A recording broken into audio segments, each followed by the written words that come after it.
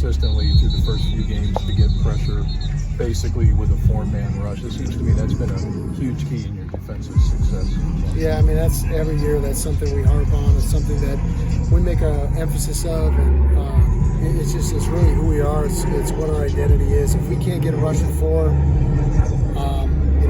that's how we recruit. That's what it all starts with those guys up front with everything that we do. And third down is no different. When we're able to get to third down and generate pressure with 4, it just makes everything that much easier. When you were first looking at Prince in the portal when he was coming from Texas, I guess, what did you see in him that gives you confidence that he could be a perfect one of these teams? Well, I mean, that year when we got here, it was, we got here, I think, in mid-December.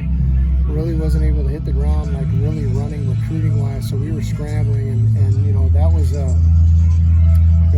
that was a point in time where we were literally watching everybody, and we had to see, where the value was in every guy, and, that class was actually pretty good. We ended up getting a pretty good transfer class in that class, and, the rap on Prince was that he was a tweener, that he was out of position at Texas, and they weren't sure what he was going to be able to play, and we saw a twitchy guy who was really active off the edge. We watched his high school film, and we just figured, hey, anytime you get, a guy that has I get at this level, you're looking for someone who has a dominant trait, and his dominant trait was he's really explosive. So we figured, hey, if we can build this guy up, he has 3 years left, we can develop him, he can be something special. What was kind of the conversations with him and as well as Clayton, kind of taking those guys from traditional blue blood programs and getting them to come to ASU? Yeah, I mean, it was just the opportunity, and seeing this and seeing Arizona State for what it really is.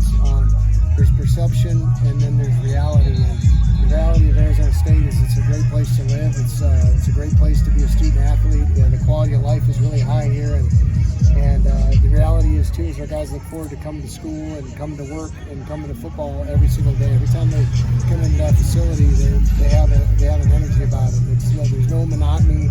There's not there's not 3 months of cloud cover. There's not 300 days of non-sunshine. I've been in those places, and those can weigh heavily on your mental health and your want to day in, day out, especially as you get now into October and November, when you've been doing this every single day since the middle of July. It's the teams that are excited to come to work every day. They're going to show who they are, and showing Prince and Clayton and those guys could see it. They could see the vision that our head coach had when we all got here.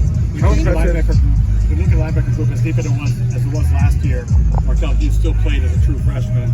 Can you just talk about his development just from day one until now, and now he's that big play on Friday?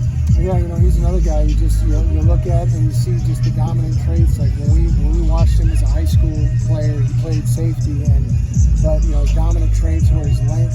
He played really fast and he was physical. And we figured, with his frame, could we develop him and get him into play that linebacker position. When we were at Washington State, we had a former receiver ended up being an All-American at Washington State and at Nevada for me. That linebacker starting for Chargers now, Dan Henry. We saw a lot of his same qualities. The guy was covered, he was an athlete. He played multiple positions in high school, but he has the trait that you just can't teach. And the thing that you can't teach is toughness and the willingness to be physical. And Martel has that.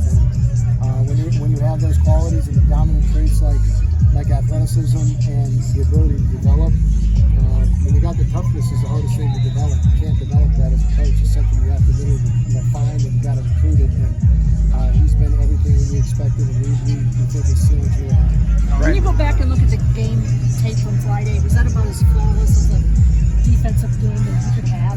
No. It was far from it. Yeah, it was far from it. There was a lot of there was miscommunication. There was some things that we could have done much better in coverage, especially in situations, and something we can get. There's things that we can definitely improve upon. There's things that we come away with that game going, golly, Javen goes out the 12th play of the series, and Rodney Bimich comes in. He plays 50-some snaps, and he plays really well. But he has it was his first extended action of his career, and Kendrick Breedlove, his second game in a row, he's played every snap. Boogie Wilson, he's getting used to playing that free safety position again in our system because of, he was rotating at really every position in the back end during fall camp. So, there's things that we can get better at and things we have to get better at. Third down defense, we got to get better at. Our red zone execution, we got to get better at. We got to be able to get lined up versus, different alignments from the offense. And, we missed one down in the red zone and it screwed a couple other players up. And, 3 guys ended up being wrong and they scored a touchdown 7 yards out. We gave up another run in the red zone, which we just don't do. We gave them 2 7-yard touchdown runs. If we just get our fits right, we get them to third down in both those situations, and I like our chances on third down in the red zone. Given what you're saying, though, like how impressive is it that you held the quarterback so that you said was the best you played in the Big 12 under 300 total yards, and what's possible for this defense? Yeah, that's something we just keep. That's something we keep chasing. I mean, that's the carrot that we keep chasing on defense is let's put up a complete game together. And if we can put a complete game together, there's really no limit to what we can do. And as long as we continue to take each day in, day out, and literally we treat every day like it's game day, Monday through Saturday morning, the game's going to take care of itself. A quarterback and an offense that'll pose a different set of challenges, I would think, in Utah when you face them. Yeah, he's a really good athlete. I'm really familiar with him. I recruited him briefly when I was at Wazoo. I came down here and watched him work out when he was at Saguaro playing for Coach Jason Mons. He's athletic. He plays like he's the best player in the field. Plays with a lot of confidence. They got a big old line and they got a really good offensive line. Probably got 4 or 5 guys that are playing in the NFL on that offensive line. They're always big and physical at tight end, and their skill players are just really efficient, effective players. So it's a unique scheme on offense, and it's going to be a challenge for him. And the fact that he has his former offensive coordinator at New Mexico with him in Utah, it just seems like another benefit for him. Yeah,